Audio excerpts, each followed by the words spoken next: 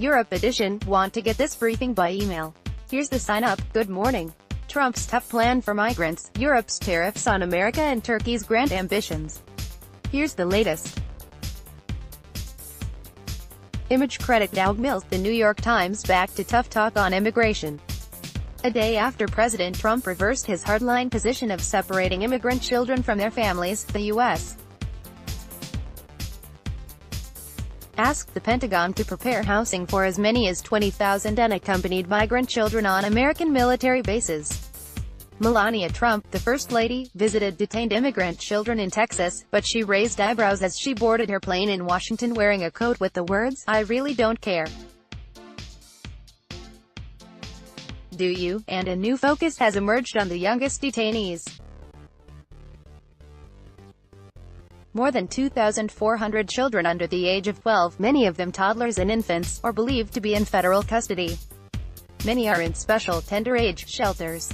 Credit Andrew Caballero Reynolds, Agence France Presse, Getty Images. A European counterattack. The EU slapped tariffs on $3.2 billion of American products made by the president's political base, fighting back against the Trump administration's measures on European steel and aluminum imports. The risk of escalation is high since President Trump has promised even more tariffs. One possible target, automobile imports. Above, a Mercedes-Benz factory in Vance, Iowa. The U.S. is fighting from a position of strength, with the American economy on track for its strongest year in more than a decade, while growth is slowing in Europe. That gives Mr. Trump leverage for now. Meanwhile, European leaders agreed to a plan that would finally take Greece off financial life support, effectively declaring an end to a crisis that nearly wrecked the euro. Credits Sergei Ponomarev for the New York Times. Turkey's election on Sunday is shaping up to be a referendum on the changes President Recep Tayyip Erdogan has brought during his 15 years in power. Among them, gargantuan building projects that have left an indelible stamp on the nation. Above, a mosque under construction in Istanbul. Now, as he campaigns, he's planning his biggest one yet, a canal that would open a new, Turkish-owned trade route. But critics warn that he is overreaching as the economy stalls, and there are signs that the public is weary of Mr. Erdogan's building mania, _________. Credit Angela Ponce for the New York Times. Credit Eric Gaillard, Reuters. Here's a snapshot of global markets.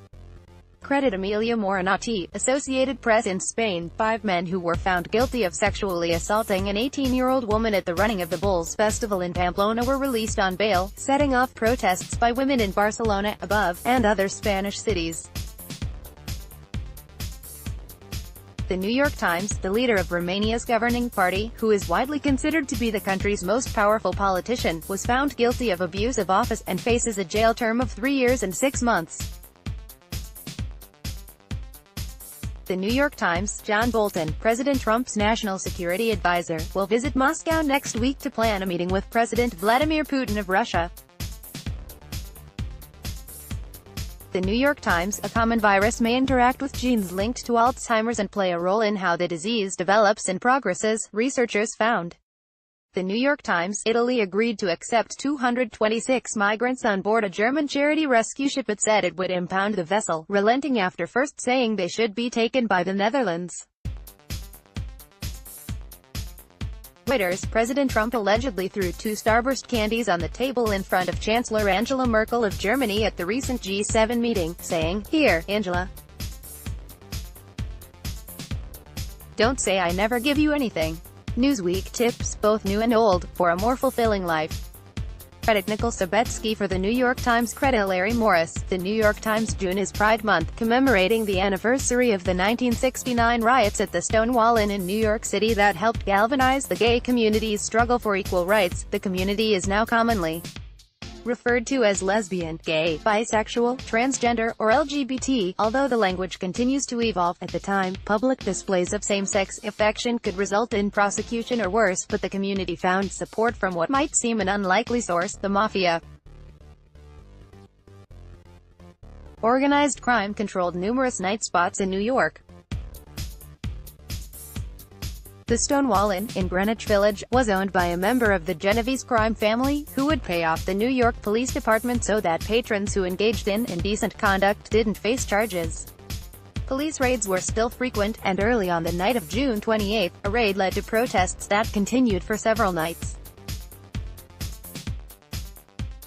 In the following years, pride marches were held nearby, although there has been disagreement about how to celebrate the anniversary of the uprising. Marches are now held around the world. New York's is Sunday. You can find all of the Times' coverage of Pride Month 2018 here. Follow Dan Levin on Twitter, @GlobalDan.